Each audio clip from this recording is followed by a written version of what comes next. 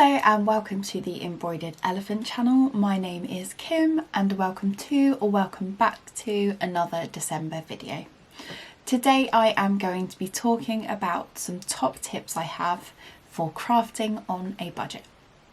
Now, although this is tailored more towards sewing, so fabric and yarn, so knitting or crochet, you can apply most of these to a lot of different crafts. So let's get started. So the first advice I have, and one that you've probably thought of, is to buy secondhand. So if you live in the UK, a lot of charity shops have crafty things. So you can upcycle bed sheets, you can unpick sweaters or jumpers. You can buy full skeins, usually secondhand. You can buy a lot of acrylic in charity shops as well. And if you live in America, estate sales, Goodwill, I forgot it then, thrift stores and estate sales are gold mines usually.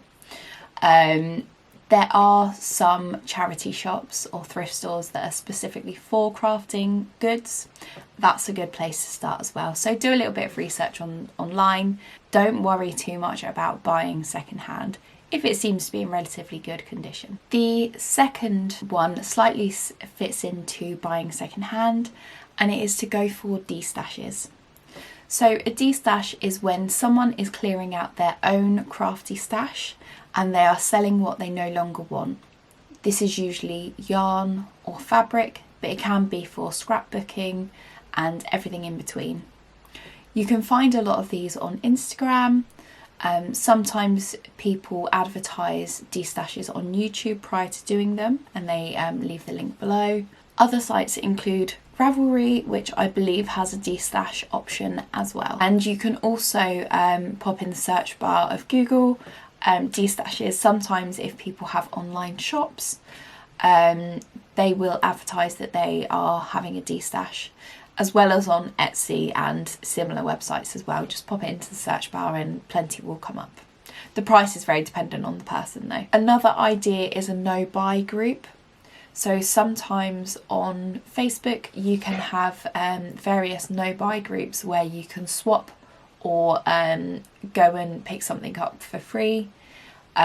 This is to minimise waste, and it supports other people in living on a budget and spending less money. Another one which people may not like as much is to use your stash and use all of your scraps. Some people are not so keen on scrappy projects. If you find the right inspiration, I'm sure that you will love your scraps again, or you will learn to love them. Don't worry too much if this idea overwhelms you. You don't have to, but it's just an idea of making your stash go further by using every little bit of yarn, paper, material that you have available to you. Now this could include, again, as said before, maybe unravelling some old projects, unpicking some projects that you're no longer in love with, or it could also mean upcycling some of the clothes that you have already. Sorry, my nose is a bit red, I've just sneezed. Another idea for crafting on a budget is to sell some of your makes. Now, not to harp on this because I know that this is not for everyone, but quick things that you can crochet or sew if you put them online, say on Vinted, Facebook, Etsy, or one of them, or even to friends and family. You can make a little bit of money back for the crafting that you do to buy more yarn or to fill your shelves with more crafting goodness. Now this is more specific to people who need more expensive yarn. Say for example you're following a pattern and you want something specific. The first thing that I would say is to see if you can find similar fabric or similar yarn alternatives. For example, I love hand-dyed yarn, so this is not to knock creatives at all. If you're looking at some hand-dyed yarn that is absolutely gorgeous and the pattern calls for it specifically, you can look at other websites to see if there's a similar composition for that fits your budget better. If that is not an option, I've got some tips here for you. So another idea, if you can't find any alternative yarn, is to ask for money for birthday or Christmas presents to go towards the project, or ask for people to buy you the yarn or the fabric specifically. This can include gift cards if you want to be there to choose it and you know exactly what you need and you trust yourself to pick better.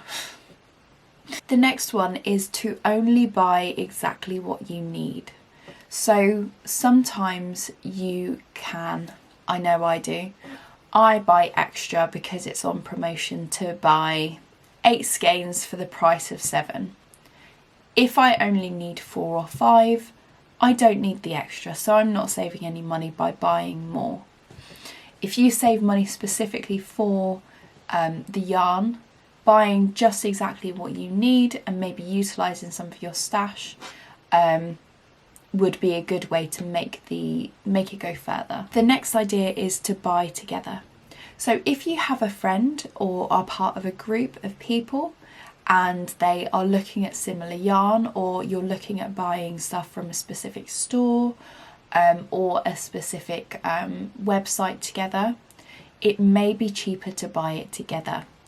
Some stores, I'd say a lot of them, if you spend over a certain amount, you can have free shipping, or you can get some money off or a voucher for your next shop. It would be worth looking into this and speaking to people around you to see if this is a good option for you. The next one is to wait until the sales. So Black Friday has just gone, but lots of people have January sales and sales throughout the year for different seasons, and to get rid of stuff that hasn't sold very well. Utilise the sales and keep an eye out for various people's different Instagrams to see if they're having any sales soon, and sort of work your projects around them. Another way to save money is to unsubscribe to all of the tempting offers that arrive in your inbox.